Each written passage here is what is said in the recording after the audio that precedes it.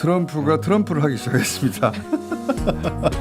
관세 전쟁을 시작했습니다. 여러분의 소중한 의견 댓글 부탁드립니다. 안녕하세요. 구독, 좋아요는 사랑입니다. 설마 이렇게 하려고 했는데 캐나다에 가장 가까운 나라인데 말도 서로 같은 말을 쓰고 형 동생이라고 볼 수 있는데 관세 25%를 때린다고 그랬거든요. 네. 25%를 때렸어요. 때렸죠. 야 트럼프 때렸어요. 멕시코도 25% 때리고 일단은 그랬습니다. 네. 일단 그렇게 네. 했어요. 예. 예. 또 중국은 안 그래도 높은데 거기 추가 10%더 때린다. 네. 예. 행정명령을 내렸어요. 예. 내렸는데 일단 요즘 연기가 유행인데요. 예. 한 달 연기를 했습니다. 그 사이에 이렇게 때려놓고 네. 협상을 하려고 하는 건가? 지금 일단은 그렇게 봐야 될 것 같아요. 이제 원래 목적은 경제적으로만 보면 트럼프가 이제 관세를 소위 말하는 관세 폭탄을 내림으로써 이제 뭐 상대 국가에서 다시 미국 쪽으로 시설을 이전하게 만든다라든지 그런 거죠. 예. 미국으로 어떤 돈이 흘러들어오고 설비도 흘러들어오게 만들면서 네. 트럼프가 여러 가지 아무튼 감세 정책을 할 때 미국의 세원도 확보하고 미국으로 다시 일자리도 유치하고 이런 어떤 경제적 목적이 일단 주다라는 분석이 일단 많았는데 네. 그렇게 해서 이제 그게 트럼프의 진짜 복심이라면 그것은 단순히 뭐 캐나다, 미국, 캐나다, 멕시코뿐만 아니라 앞으로 유럽 또 한국, 일본 또 다 한다는 거죠. 예, 무차별적으로 동맹이고 뭐고 할 거 없이 다 한다라고 캐나다도 해서 그렇게 했는데. 그럼요. 그래서 걱정을 했는데 근데 이제 사실 이제 좀 면밀하게 봐야 될 게 단순히 관세 폭탄을 내리면서 나의 경제적 목적이야 말은 이렇게 하지 않았거든요. 일단 명분은 뭐 펜타닐 같은 마약 문제라든지 국경 문제라든지 그래서 이제 그런 것에 관한 이제 비상조치법 형식으로 일단 했는데 일종의 경제 계엄이에요 이게. 그렇죠. 그렇죠. 맞습니다. 경제 계엄. 예. 그런데 이제 하루 만에 일단 멕시코와 캐나다와 한 달간 이 관세를 부과한 다음에 다시 유예를 하루 만에 선언을 했어요. 근데 이제 명분을 국경이나 이민으로 들었기 때문에 멕시코나 캐나다가 일단 트럼프의 그 명분에 부응하는 모양새는 갖춰졌습니다. 우리도 그 멕시코가 예를 들어서 10,000명의 군인을 국경 쪽에 배치하면서 불법 이민을 막겠다 이런 얘기도 했고 캐나다도 돈으로 뭐 국경 관련한 여러 가지 시설을 이제 우리가 보완하겠다. 보완하면서 협조하겠다 이렇게 해서 명분으로는 일단 합의된 것 같은 모양새를 맞춰줬습니다. 그래서 이제 사실은 지금부터가 이제 중요한 것 같은데 과연 경제적 목적의 트럼프의 본심이 방점에 가 있는 거냐 아니면 관세라는 것은 늘 가장 강력하게 먹히는 그쵸. 협상 카드로 쓰면서 다른 얻고자 하는 진짜 복심들을 얻어가는 이른바 협상용 카드로만 늘 쓸 것이냐. 협상용 협박이냐. 근데 제 생각은 두 가지가 다 쓰일 가능성이 크거든요. 그러니까 그래서 저희가 이제 경계해야 되는데요. 그러니까 협상력 카드로 쓸 뿐만 아니라 진짜로 관세를 부과할 수도 있다는 거죠. 그래서 일단 이거 순서대로 보면 미국에서 수입하는 그런 나라를 보면 1위가 멕시코고 그다음에 캐나다고요. 2위가 3위가 중국입니다. 네. 그래서 이 세 개국한테 일단 관세를 부과한 거죠. 중국은 왜 10%밖에 안 되냐? 이미 20% 하고 그렇습니다. 있거든요. 그렇습니다. 30%가 된 거예요, 거기. 그렇습니다. 이제 다음 국가가 어디냐면 독일하고요. 그다음에 일본하고 그다음 대한민국이에요. 우리 순서가 예, 이제 차례대로 오고 있는데 네. 그래서 EU에서는 이미 이제 협상도 하고 있고 회의도 이제 열리고 있고요. 그다음에 이제 일본 총리가 미국을 방문합니다. 그래서 이제 협상에 들어가는 거죠. 그래서 일본 총리가 지금 어떤 카드를 협상 카드로 내세우고 있냐면 LNG 수입해 줄게. 예, 그래서 미국에서 LNG도 좋아하니까 트럼프가 LNG 좋아하니까 수입해 주겠다. 이런 협상 카드를 내세우고 있다는 거죠. 우리는 최상목 대행을 만나줄 리도 없고 그 그렇습니다. 사이에 트럼프는 그런 사람이 아니거든요. 그렇죠. 그래서 트럼프가 일단 관세라는 대행이야?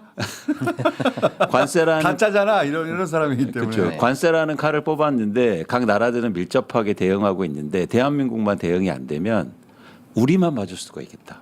그럴 수도 있겠네요. 네. 네. 좀 그런 가능성이 그러니까 굉장히 협상용으로 크다고 때렸는데 협상할 사람이 있어야지. 그렇죠. 그래서 일단 관세를 두드려 맞고 시작할 수도 있겠네요. 맞습니다. 굉장히 심각한 상황입니다. 윤석열의 또 다른 똥인데 이거.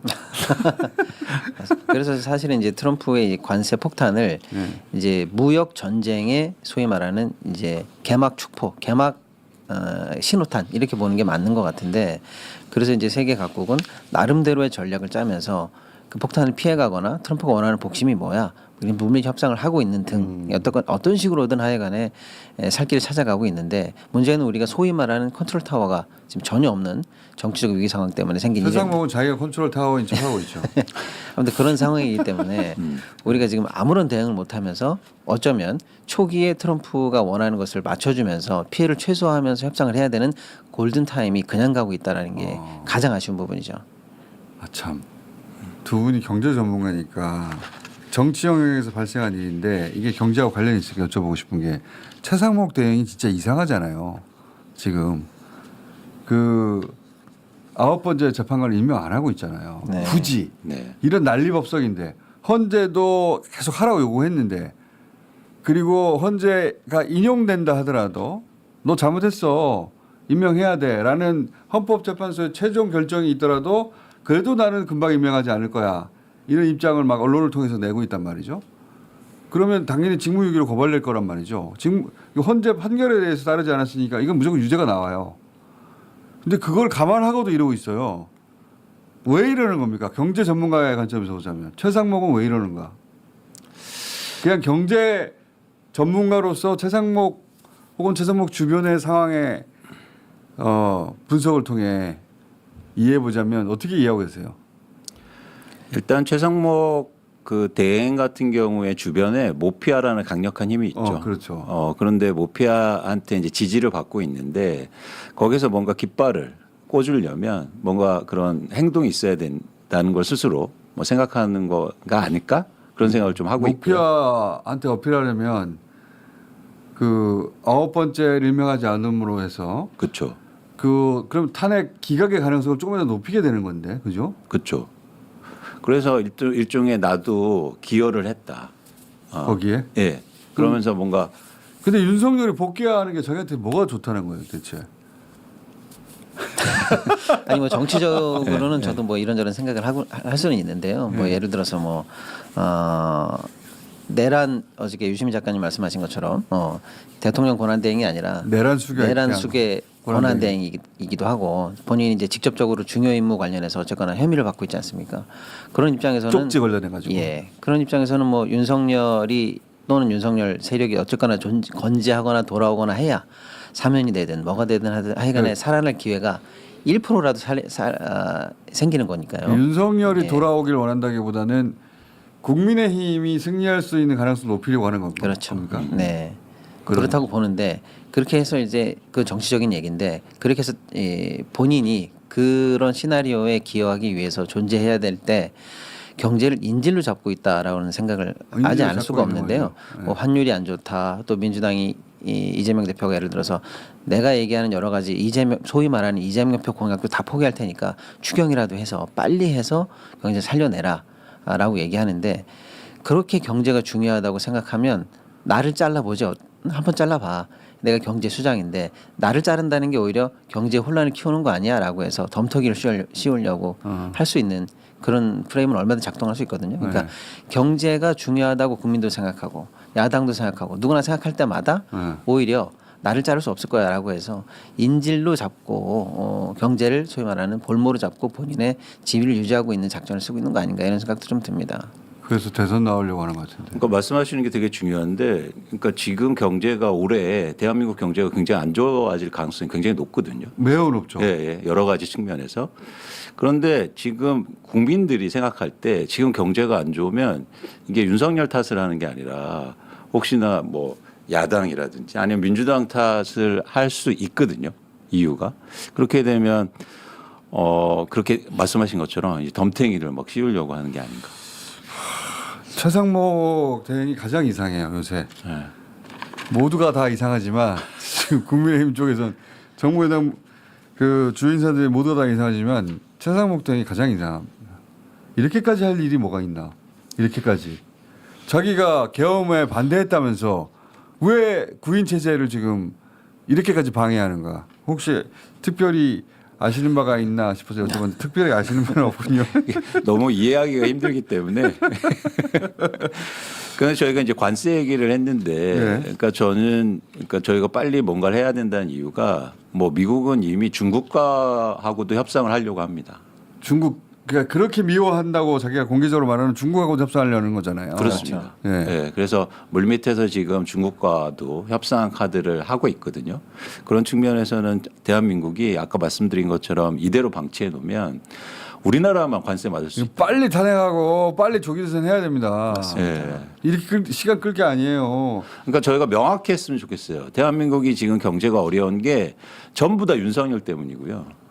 그리고 전부 다 국민의힘 때문입니다. 그거는 데이터로 입증되지 않습니까? 윤석열이 취임하자마자 모든 지표가 꼬꾸라지기 시작했잖아요. 그렇죠. 신기하게도 예. 신기하게도 하나의 예도 없이 모든 예. 지표가 다 꼬꾸라졌고 그건 이제 중국 때리면서 시작된 것이기도 한데 그렇죠. 그 회복된 적이 없어요. 근데 여기서 이제 계엄 폭탄까지 터뜨려가지고 맞습니다. 이게 아무튼 지금 이제 그 중국과 캐나다, 멕시코를 상대로 관세 전쟁을 시작했는데 예. 지금 중요한 것은 하루 만에 일단 캐나다와 멕시코는 한 달 유예를 했는데 중국은 아직은 오늘 기준으로 지금 이 시간까지 유예된 게 아니에요. 어쨌거나 행정명령은 발효되고 있는 중입니다. 중국하고는 협상에 들어가겠죠. 그렇죠. 네. 뭐 내놓으라고 하겠죠 예. 중국한테. 그렇죠. 근데 이게 굉장히 중요한 게 선거 때는 트럼프가 60%까지 중국에게 추가로 관세를 올리겠다고 했는데 이제 10%에서 시작한 거거든요. 왜 시작부터 그럼 이제 캐나다나 멕시코는 선거 때도 25%나 20% 얘기를 했었거든요. 근데 중국은 선거 때 60이라고 얘기했는데 왜 10을 시작하느냐? 이 협상이라는 거죠. 더 올릴 수도 있다. 방점은 그러니까 나는 60까지 공언했으니까 10부터 시작한다. 10일 때 좋은 말 할 때 들어라는 식의 얘기를 이제 협상 카드를 쓰면서 이제 중국과 얘기를 하고 있는데 이게 굉장히 미묘한 시점이 우리한테 이제 펼쳐지는 거죠. 왜냐하면 중국을 미국이 일단 때려준다라고 하면은 사실 우리가 지금 주요한 수출품 관련해서 중국 관련해 가지고 경쟁에 있거나 중국으로부터 사실 추격을 많이 허용해 가지고 어려운 제품들이 상당히 많습니다. 그러니까 어떤 측면에서는 미국이 이 국제 시장에서 특히 이제 미국 시장에서 중국을 견제함으로써 우리가 중국의 추격을 따돌리고 다시 기술적으로 또 격차를 벌릴 수 있는 룸을 확보해 주는 게 유리한 영역이 분명히 있어요. 근데 또 한편으로는 미국이 중국을 세게 견제하면 중국을 통해서 우리가 수출하고 있는 수많은 중간재가 역시 이제 수출길이 막히고 또 중국 입장에서는 미국의 만약에 경제 제재 등등을 통해서 미국 시장에서 진출이 곤란해지면 그 나머지 물량을 다른 세계 시장에 더 싸게 공급할 가능성이 있거든요. 그러니까 시장을 미국과 나머지 시장으로 나눠 가지고 중국이 다양한 전략을 또 미국과 협상 통해서 뭔가 결정될 거거든요. 그에 따라서 우리도 굉장히 다양한 전략을 대응하는 전략을 가지고 있어야 되는데 컨트롤 다 하고 있어야지. 당연하죠. 이게 그러니까 단순히 뭐 1 더하기는 2니까 우리는 3을 준비하자 이런 수준이 아니라 함수로 치면 2차 함수, 3차 함수 거의 미분적분 수준의 사실은 전략이 국가적으로 필요한 단계인데 그런 지금 변화가 양국 간에서 일어나고 있는데 하루하루 다르게 이렇게 일어나고 있는데 그러니까 빨리 탄핵해야 돼요. 예. 결론은 또 다시 속도입니다. 예, 빨리 탄핵해야 됩니다. 자 그리고 최근에 또 한국 GDP가 일본 대만보다 높다 이런 얘기가 또 보도가 되는데 보수 매체를 통해 가지고 이거 저거죠 환율 때문인 거죠. 환율하고 가장 큰 이유는 물가가 올랐기 때문에 물가가. 물가로 반영된 GDP가 좋은 게 하나도 없어요. 맞습니다. 그러니까 1인당 GDP가 올랐는데 국민의 삶은 안 좋아졌거든요. 그렇죠. 그러니까 1인당 실질 임금 상승률이 1%대에 머물고 있다는 거죠. 그러니까 물가 관리를 제대로 못해서 물가가 반영된 GDP는 올랐지만 국민은 굉장히 힘든 상황. 더 어려워진 거죠. 거꾸로. 그렇습니다. 예. 그러니까 그걸 지금 홍보하고 있다는 건 진짜 좀 참혹한 수준입니다. 그러니까 이것도 그 최상목 라인에서 나온 걸 거야. 아마. 그렇죠. 예. 그러니까 지금 윤석열 정부 이래로 사실 우리가 굳이 윤석열 정부를 일부러 공격하거나 얘기를 비틀려고 하는 게 아니라 실제로 모든 경제 지표가 너무 안 좋은 그거는 상황이거든요. 충분히 공격하지 못하고 있는 거예요. 오히려. 그렇습니다. 왜냐하면 우리만 하고 있으니까. 그런데 이제 유일하게 정부 여당이 이건 우리가 잘했어라고 예. 자화자찬하고 있는 게 몇 개 있습니다. 몇 개. 그 중에 하나가 이거예요. 근데 사실 그것도 들어가 보면 그게 아니라고 이제 충분히 네. 얘기할 수 있는데 오늘 얘기는 뭐냐면 그 몇 개 안 되는 것 중에 하나를 이렇게 갖고 온 거예요. 뭐냐면 1인당 GDP가 일본과 대만을 추월했다. 예. 그러니까 마치 우리가 일본과 대만 지금 잘 나간다고 하고 반도체 잘 나가고 일본은 그래도 우리보다 큰 나라인데 우리가 걔네들을 실질적으로 역전한 거 아니냐 이런 식으로 자화자찬을 지금 시작했거든요. 그러니까 그게 진짜면 우리도 좋은 일이죠. 거짓말이에요. 예, 근데 이제 그 내용을 들어보면 기술적 거짓말이에요. 예, 이제 네. 사실 별게 아니에요. 이제 이광수 대표님 말씀하신 것처럼 우리가 물가가 많이 올랐기 때문에 그게 반영돼서 실제적으로 우리 경제가 많이 큰 것처럼 보이는 거고 또 하나는 그게 이제 인구로 나눈 거거든요. 1인당 GDP니까. 그러니까 이제 우리 인구가 늘지 않고 있는 둔화된 것도 어느 정도 반영되고 있는 거고 아까 공장님 말씀하신 것처럼 환율 효과도 당연히 반영이 돼야 되는 거고요. 근데 중요한 것은 뭐냐면 우리가 잘한 건 전혀 없는데 일본이 더 많이 떨어졌어요. 그러니까 우리가 잘한 게 아니라 일본이 못해서 그런 거예요. 어떻게 보면은요. 일본도 참 신기해. 예. 그러니까 이제 우리가 이렇게 못하고 있는데 어떻게 더 못할 수가 있어. 더군다나 우리는 문재인 정부 때 2021년입니다. 이미 1인당 GDP가 37,500불이 넘은 적이 있어요. 맞아요. 그러니까 윤석열 정부가 경제만 똑바로 했으면 이미 4만이 넘었어야 돼요. 맞아요. 근데 37,500까지 가다가 급전직하로 추락을 해서 네. 아직 문재인 정부 때 회복을 못 하고 있는 겁니다. 그쵸. 이렇게 비교를 해야 되는데 우리보다 더 낙제점을 받은 일본이 있기 때문에 우리가 잘한 것처럼 약간 지표를 왜곡해서 겨우 홍보하고 있는 거다. 이렇게 보시면 그런 걸 될것 같습니다. 사기라고 합니다. 그러니까 일본이 흥미로운 게 뭐냐면 그 환율도 우리나라보다 더 오릅니다.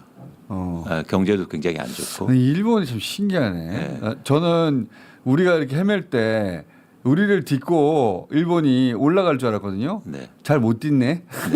생각보다. 여러분의 소중한 그런데 의견 이러한 댓글 부탁드립니다. 일본한테 구독, 뭐 좋아요는 수출 증가하겠다. 사랑입니다. 그럼 이제 무역 관련된 외교를 계속 해왔잖아요. 이렇게 안 좋은 나라하고 그런 게 사실은 더 안타깝죠.